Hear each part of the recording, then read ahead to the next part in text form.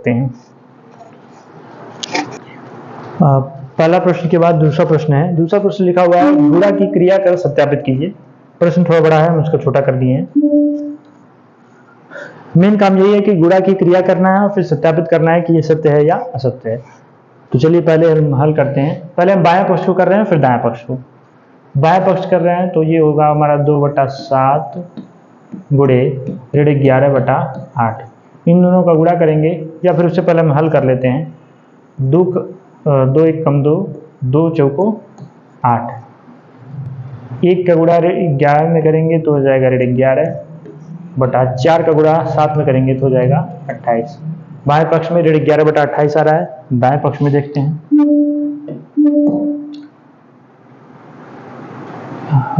यहाँ भी वही है, ऋण 11/8 गुणे 2/7। यहाँ भी करेंगे 2 1 कम 2, 2 चौको 8। ऋण 11 का 1 में करेंगे तो ऋण 11/4 7 28। हम देख रहे हैं ये दोनों बराबर है, तो ये हमारा सत्य है, यह कथन हमारा सत्य है। अगला देखते हैं दूसरा प्रश्न। ये है हमारा ऋण 8/9 गुणे 15/17। इसमें कुछ कटने पिटने जैसा है, एक जगह है, छोटा कर सकते हैं हम। 3 का पहाड़ा 3 बार पढ़ेंगे 9 आएगा, 3 का पहाड़ा 5 बार पढ़ेंगे 15 आ जाएगा। तो ऋण 8 गुणे 5 हो जाएगा 8 × 5 = 40 बटा 17 × 3 = 51। ऋण 40/51। दाहिने पक्ष में देखते हैं क्या आता है। 15/17 गुणे ऋण 8/9। यहां भी हम इसको छोटा कर सकते हैं।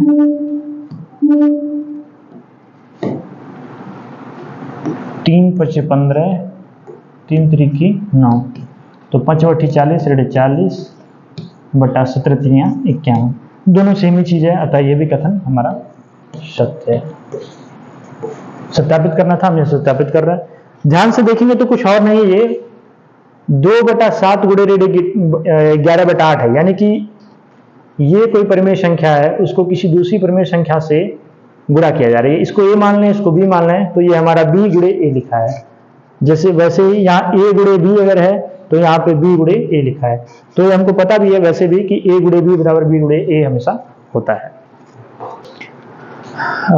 दूसरा है, दूसरे का तीसरा प्रश्न है। बाएं पक्ष पहले हम हल करते हैं।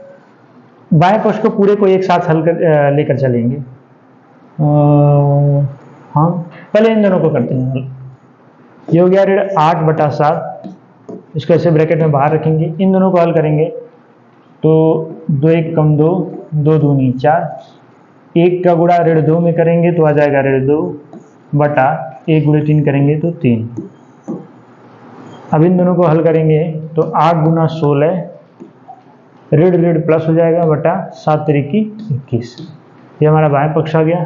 दाएं पक्ष में देखते हैं, इन दोनों को हल करते हैं तो ये हो गया 2 1 कम 2, 2 चौको 8, तो हो जाएगा ऋण 4, 4 1 कम 4 ऋण 4, 7 गुणे 1/7 गुणे यहाँ पे ऋण 4/3, 4 चौका 16 माइनस माइनस प्लस बटे 7 त्रिकी 21।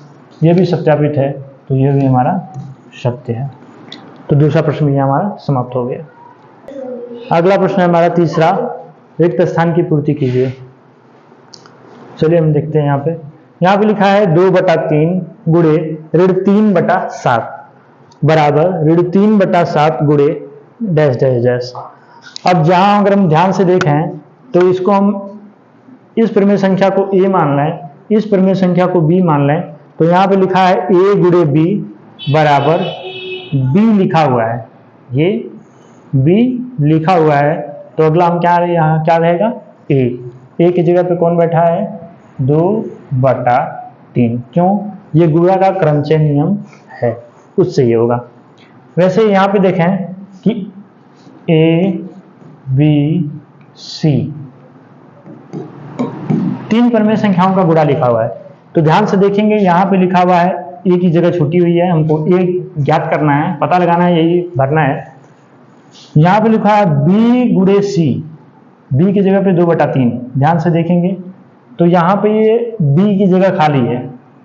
यहाँ पे अगर वही चीज़ हम देखें तो ये भी होगा ए गुणे बी गुणे सी।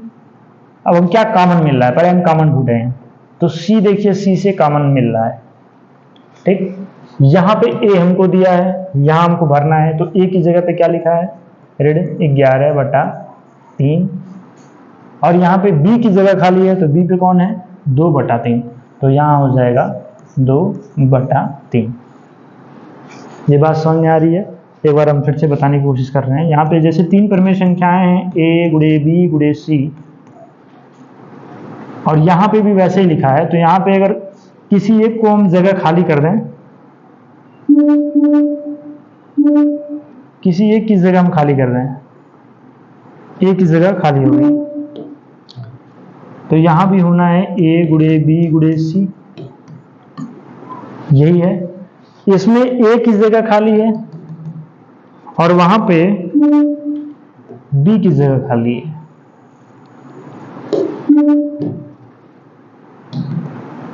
तो निश्चित तौर पे हम यहाँ पे लिख सकते हैं कि ये जो ए यहाँ से बच रहा है इसको ए लिख देंगे, और यहाँ पे जो जगह है ये वापस चला जाएगा बी, क्योंकि 3 परिमेय संख्याओं का गुणा होने पर और 3 के भागों में बांट रहा है, एक का मान ऑलरेडी हमको c बराबर c पहले से दे चुका है, तो इन दोनों का गुणा तभी बराबर होगा जब इन दोनों का गुणा आपस में बराबर होगा, क्योंकि ये वाली चीज तो सेम हो गई। अब यहाँ पे इन दोनों का जो गुणा है वो इन दोनों के बराबर होना निश्चित है, तय है, ऐसा होगा तभी होगा। यहाँ पे a नहीं दिया है, b दिया हुआ है, यहाँ पे a दिया था, b नहीं दिया है, तो यहाँ से a निकल, इस a से हम यहाँ पे a लिख लेंगे और इस b से हम यहाँ पे b लिख लेंगे, बस यही किया गया और कुछ नहीं। यहाँ पे हम तीसरा प्रश्न देख रहे हैं, तीसरे का तीसरा प्रश्न। यहाँ पे लिखा हुआ है कोई एक संख्या है a, कोई परिमेय संख्या a है, a का गुणा हो रहा है b प्लस c से, ध्यान से देखिए, उसके बराबर दिया हुआ है a गुणे, यहाँ पे कोई चीज है जो खाली है, ठीक है, हमको नहीं पता है, यहाँ पे खाली है और यहाँ पे c दिया हुआ है, c दिया हुआ है। अगर आप गुणा का सहचर्य नियम, क्रमचय नियम अगर अच्छे से जान रहे हैं तो ये कुछ ऐसे है कि a का गुणा b में अगर करेंगे, यानी कि a गुणे b प्लस c अगर होता है, इसका अर्थ ये है कि a गुणे b, इसका गुणा इसमें प्लस फिर इसका गुणा इसमें हो जाता है, यानी कि a गुणे c। तो निश्चित तौर पे ये वही बात लिखी हुई है, a गुणे b प्लस a गुणे c। a के बारे में हमको पता है, यहाँ पे क्या है, 5/7, a के बारे में हमको अच्छे से पता है 5/7, तो हम यहाँ पे लिख देंगे 5/7, क्योंकि हमको a ही यहाँ पे लिखना है। दूसरा यहाँ पे b बच रहा है, b वाली जगह खाली हुई है, b की जगह पे कौन बैठा है 2/5, तो b की जगह पे कौन क्या भर देंगे हम 2/5। अब अगर आप देखिए ध्यान से, a गुणे b ये चीज यहाँ पे लिखी हुई है, a गुणे c ये चीज यहाँ पे लिखी हुई है, अतः ये दोनों हमारे आंसर हैं।